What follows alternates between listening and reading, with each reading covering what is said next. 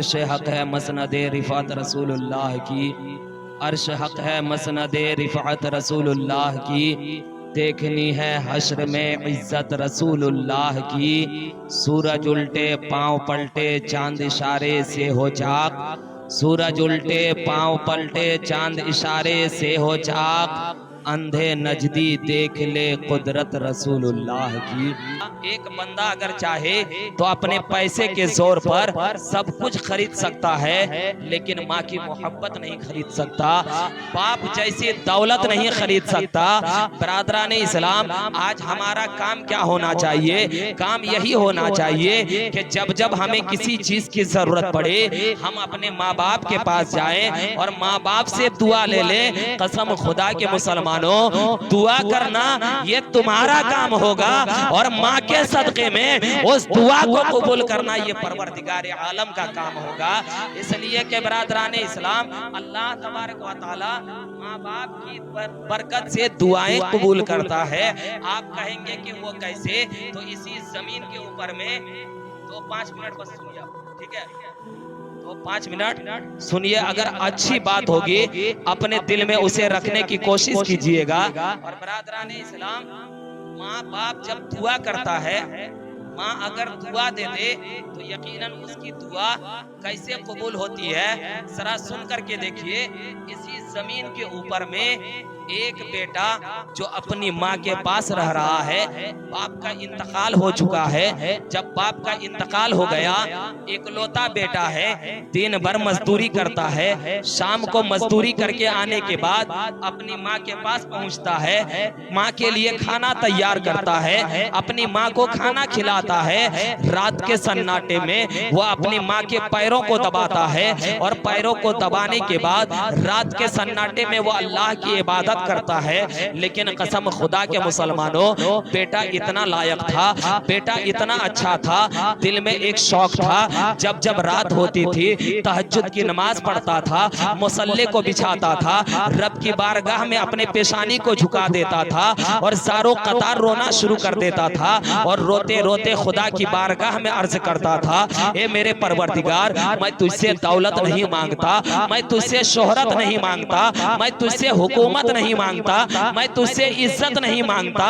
ए परवरदिगार आलम, मेरे दिल में फकत एक ही शौक है कि मैं हज बैतुल्लाह कर लूं। मेरे दिल में फकत एक ही शौक है कि मुस्तफ़ा जाने रहमत के मज़ारे अक़दस की ज़ियारत कर लूं। कसम खुदा के मुसलमानों, बेटा इतना लायक था, बेटा इतना अच्छा था, इतना वफादार था कि रात रात भर तक मुसल्ले बिछा करके ज़ारो कतार रोया करता था और खुदा की बारगाह में दुआ करता था, ए परवरदिगार, जिंदगी में एक मर्तबा मुझे हज बैतुल्लाह करा दे। कसम खुदा के मुसलमानों, दिन गुजरता चला गया, दिन गुजरता चला गया। जैसे ही जिलहिज्जा का मुकद्दस महीना आता है, जिलहिज्जा के मुकद्दस महीने में रात के सन्नाटे में मुसल्ला बिछा करके वो रात के सन्नाटे में खुदा की बारगाह में अर्ज करता है, ए परवरदिगार आलम, आज तक मैंने तेरी बारगाह में दुआएं की है, लेकिन ए अल्लाह, आज तक मेरी दुआएं कबूल नहीं हुई। ए अल्लाह, मुझे एक मर्तबा हज बैतुल्लाह करा दे, मुझे एक मर्तबा मुस्तफ़ा जाने रहमत के मज़ारे अक़दस की ज़ियारत करा दे। कसम खुदा के मुसलमानों, तारीख बताती है कि जैसे ही रात के सन्नाटे में वो बेटा ज़ारो कतार रोना शुरू कर देता है, जैसे ही मोहब्बत अंगड़ाई लेती है, रात के सन्नाटे में वो बेटा मुसल्ले से उठता है और उठने के बाद अपने माँ के पास जाता है और माँ के कदम को चूमता है। बरादरान इस्लाम, माँ के कदम को चूमता है और वो बेटा अपनी माँ के कदम को चूमने के बाद ज़ारो कतार रोना शुरू कर देता है। जैसे ही बेटा रोने लगता है, आंख से आंसू का कतरा गिरता है, माँ के पैरों पर गिरता है, माँ की नींद खुल जाती है, माँ उठता है, बेटे को अपने सीने से लगाता है और बेटे से पूछता है, ए मेरे लाल, जरा ये तो बताओ तुम रो क्यों रहे हो?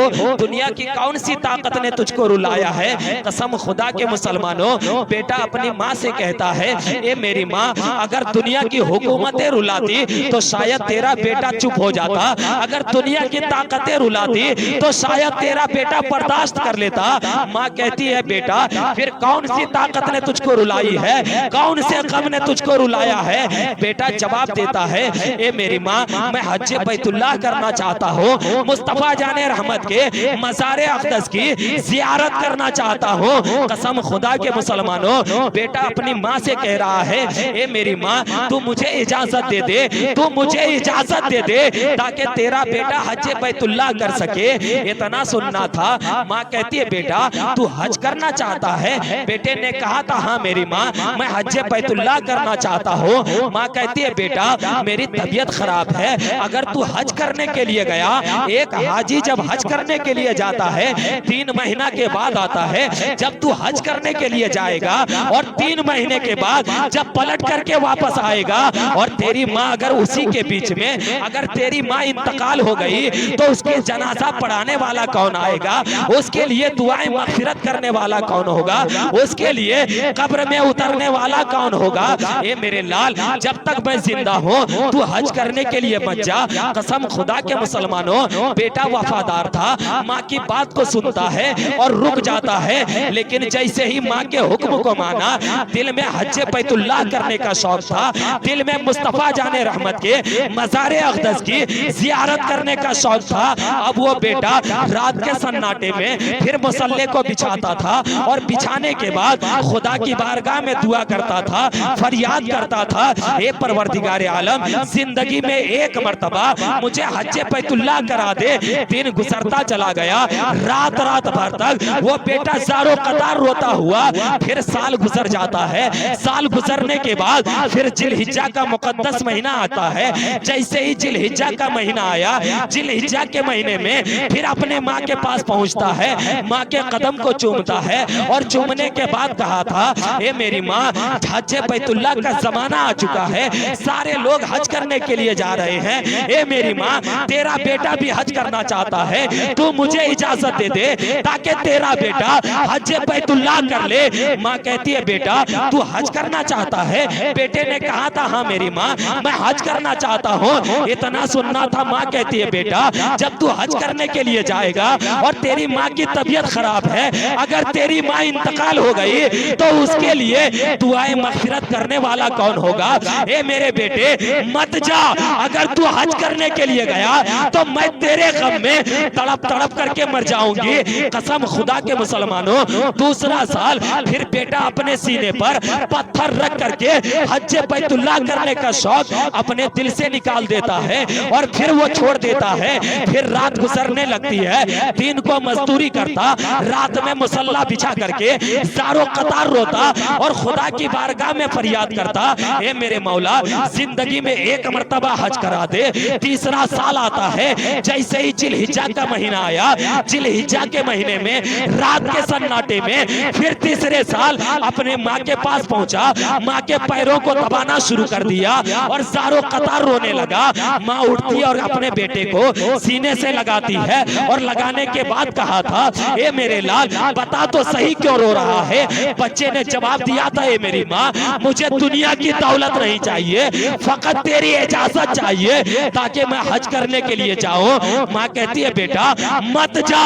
जैसे ही माँ ने कहा था बेटा मत जा, वैसे ही बेटे के दिल से हज बैतुल्लाह की तड़प निकलती है और बेटा जुमला निकालता है, ए मेरी माँ, अगर तुझे मरना है मर जा, तुझे सड़ना है सड़ जा, तेरा बेटा हज के लिए चला है। कसम खुदा के मुसलमानों, जैसे ही बेटे ने कहा था, ए मेरी माँ, तुझे मरना है मर जा, तेरा बेटा हज के लिए जा रहा है, ये कह करके बेटा अपने माँ के कमरे से निकलता है, अपने कमरे में पहुंचता है, सामान तैयार करने लगता है। उधर बेटा सामान तैयार करता है, इधर माँ अपने मुसल्ले को बिछा करके सर को सजदे में रखती है और खुदा की बारगाह में अर्ज करती है, ए मेरे माबूद, ए मेरे परवरदिगार, जिस बेटे को मैंने 9 महीने तक अपने पेट में रखा और 9 महीने के बाद खून का जिगर पिला करके उसे बड़ा किया और बड़ा करने के बाद आज दूध का इतना असर आ गया कि आज मेरे बेटे ने मेरे सीने पर छुरी मारी है और कहा है ए मेरी माँ तुझे मरना है मर जा। ए परवरदिगार आज तेरी बारगाह में एक माँ बद्दुआ कर रही है कि मेरे बेटे को जहां भी रहे तो उसे बर्बाद कर दे, तो उसे तबाह बर्बाद कर दे। कसम खुदा के मुसलमानों, माँ जब मुसल्ला बिछा करके अपने बेटे के लिए बद्दुआएं करती है तो जरा सुन करके देखो कि माँ की बद्दुआ खुदा की बारगाह में कैसे कबूल होती है।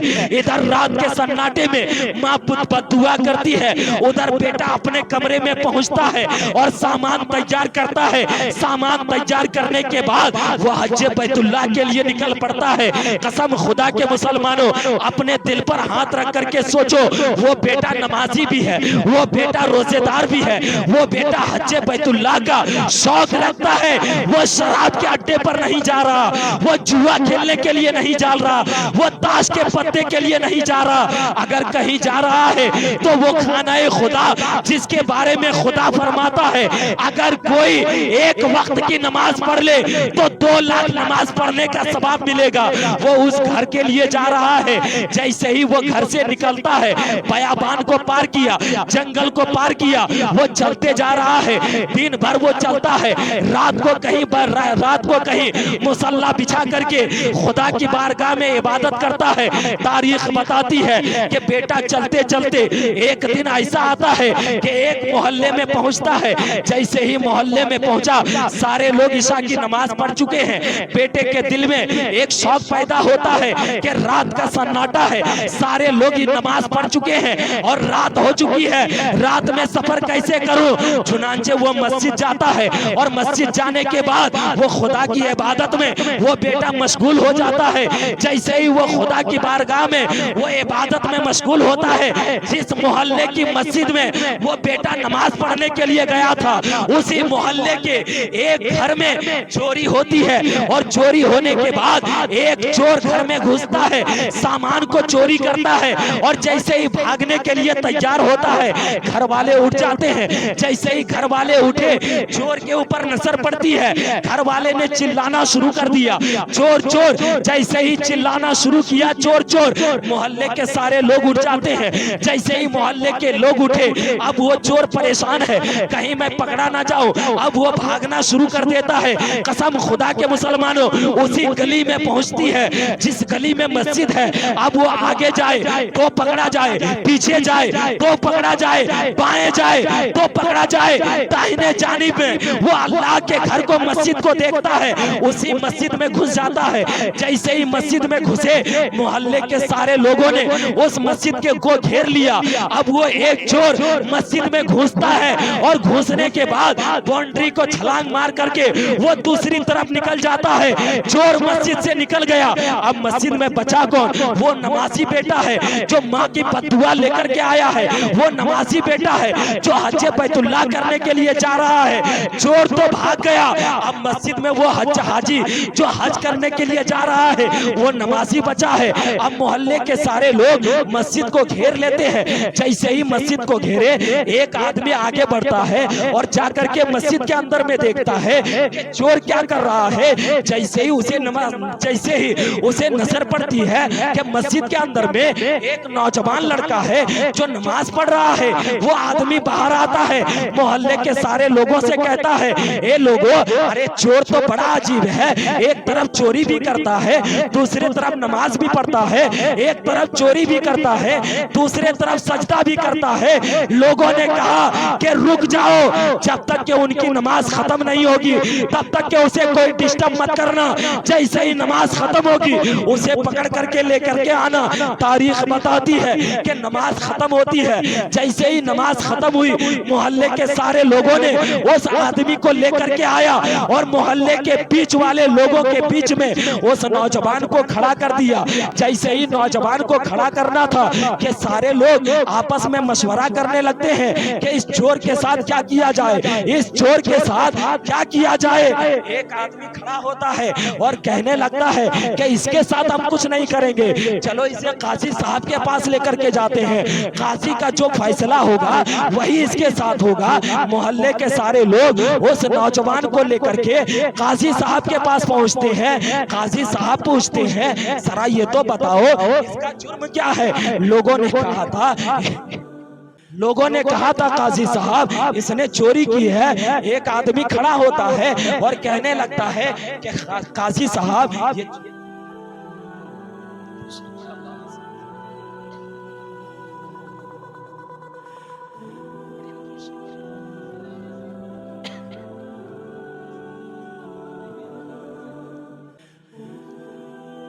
जैसे ही काजी साहब के पास लेकर के गए, काजी साहब ने पूछा कि इसका जुर्म क्या है। लोगों ने बताया कि इसने फला घर में चोरी की है, इसे सजा मिलनी चाहिए। कसम खुदा के मुसलमानों, अब जैसे ही काजी साहब ने उस नौजवान से पूछा कि नौजवान क्या तूने चोरी की है, अब नौजवान बोलना चाहा, उधर माँ की बद्दुआ हुई है, अल्लाह तबारक व तआला ने उसकी जबान को बंद कर दिया। वो बोलना चाह रहा है लेकिन बोल नहीं पा रहा है, वो कहना चाह रहा है कह नहीं पा रहा है, वो जवाब देना चाह रहा है दे नहीं पा रहा है। अब काजी साहब ने पूछा कि ए मोहल्ले वालों, ये जवाब कुछ भी नहीं दे रहा है, अब तुम ही लोग बताओ कि इसके साथ क्या सुलूक किया जाए। एक आदमी खड़ा होता है और कहने लगता है काजी साहब इसने चोरी की है और शरीयत के अंदर में एक चोर की सजा उनके हाथ काटे जाते हैं। ए काजी साहब हम लोग ये चाहते हैं कि इनके हाथ काट दिया जाए। कसम खुदा के मुसलमानों, काजी साहब ने हुक्म दिया कि इनके हाथ काट डालो। उनके दोनों हाथ काट दिए जाते हैं। एक आदमी खड़ा होता है, कहने लगता है काजी साहब इनके हाथ तो काट दिए गए, लेकिन सुनो सुनो, इसने चोरी की है और चोरी करने के बाद चोरी का माल लेकर के जिस कदम की बुनियाद पर ये अल्लाह के पाक घर में गया, हम ये चाहते हैं इनके दोनों पैरों को काट दिया जाए। काजी साहब ने हुक्म दिया इनके दोनों पैरों को काट दिया जाए।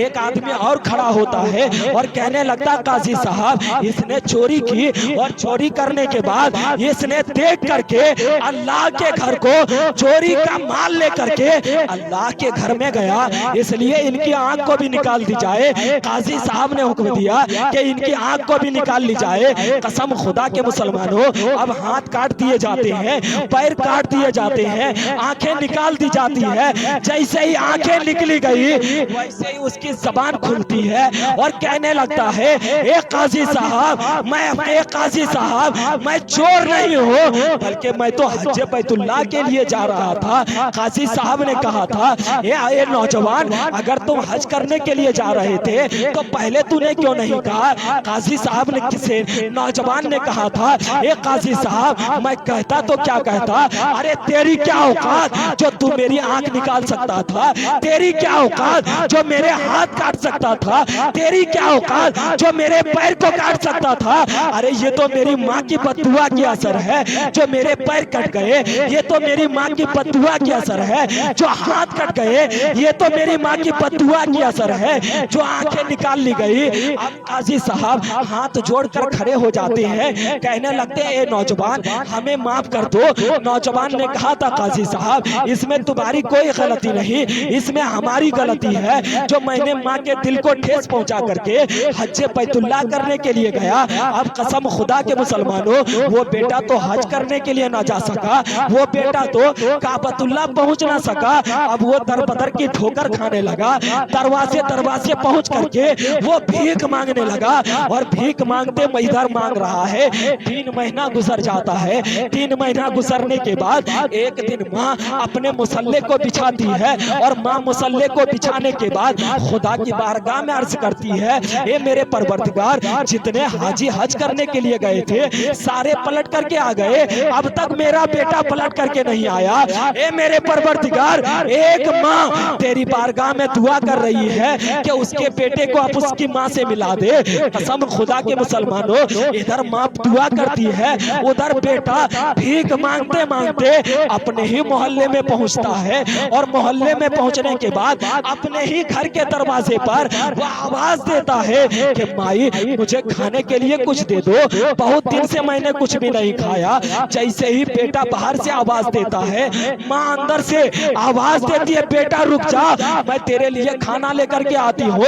अब वो माँ जिसे पता नहीं कि मेरा बेटा है, बेटा को पता नहीं कि आने वाली मेरी माँ है, माँ अंदर से रोटी लेकर के आती है और लाने के बाद बेटे के सामने में पहुंचती है। माँ को पता नहीं कि ये मेरा बेटा है, माँ नहीं जानती कि ये मेरा लाल है। जैसे ही माँ कहती है ये मेरे बेटे ले रोटी खा ले, वैसे ही बेटा जवाब देता है ए माँ मेरे पास हाथ नहीं है जो मैं तेरी रोटी ले सकूं। माँ कहती है बेटा जरा मेरे करीब आ जा, मैं तुझे लुकमा खिला दूं। बेटा जवाब देता है मेरी माँ मेरे पास पैर भी नहीं है जो मैं तेरे पास चल करके आऊं। माँ कहती है बेटा मेरी तरफ देख, मैं तुझको रोटी खिला दूं। बेटे ने जवाब दिया था ये मेरी माँ मेरे पास आंख भी नहीं है जो मैं तुझे देख सकूं। माँ कहती है बेटा क्या पैदाइशी से तेरे साथ ऐसा है, क्या जन्म से तेरे साथ ऐसा है। बेटा ज़ारो कतार रोने लगता है। माँ पूछती है बेटा बता तो सही क्या जन्म से तू ऐसा है।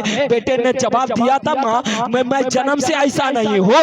माँ पूछती है बेटा बता तो सही अगर जन्म से नहीं है फिर तेरे साथ ऐसा कैसे हुआ। अब बेटे ने कहना शुरू किया ए माँ सुन ले, मैंने अपनी माँ को तकलीफ पहुंचाई, मेरी माँ ने बददुआएं की। अब माँ पूछती है बेटा जरा बता तो सही तेरा नाम क्या है। बेटे ने जवाब दिया था कि मेरा नाम फला है।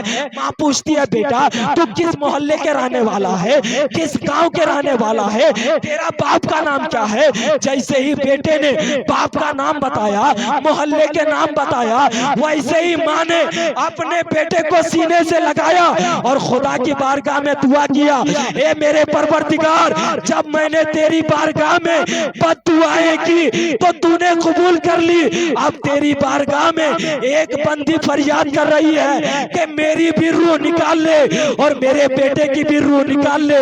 कसम खुदा के मुसलमानों माँ की दुआ करनी थी कि मलकुल मौत आते हैं और दोनों की रूह निकाल करके लेकर के चले चले।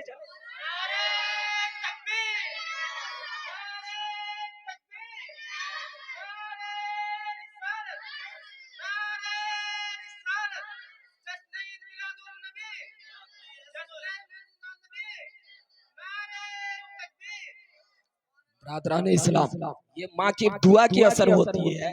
इसीलिए कभी भी अगर मेरी आवाज मेरी माँ बहनें भी सुन रही है तो मैं उनसे भी कहना चाहूंगा कभी भी अपने बेटे को बद्दुआएं मत देना। इसलिए कि जिस तरह अल्लाह दुआ कबूल करता है उसी तरह रब तबारक व तआला बद्दुआएं भी कबूल करता है। और नौजवानों से भी मेरी गुजारिश है कभी भी अपनी माँ की बद्दुआ लेने की कोशिश मत करना। अगर माँ दुआ दे दे तो यकीनन जिंदगी बरस बदल सकती है। माँ अगर दुआ दे दे तो यकीनन तकदीर संवर सकती है। और माँ अगर बद्दुआ दे दे तो यकीनन जहन्नम का ठिकाना भी हो सकता है। इसलिए अल्लाह तबारक व तआला हम तमामों को अपने माँ बाप से सच्ची व पक्की मोहब्बत करने की तौफीक अता फरमाए। अल्लाह तबारक व तआला हमें इन्हीं चंद बातों पर अमल करने की तौफीक अता फरमाए। अस्सलामु अलैकुम व रहमतुल्लाहि व बरकातुहू। अर्श कुर्सी भेजो के तस्लीम अहमद के लिए उठ खड़े हो मोमिनो ताज़ीम अहमद।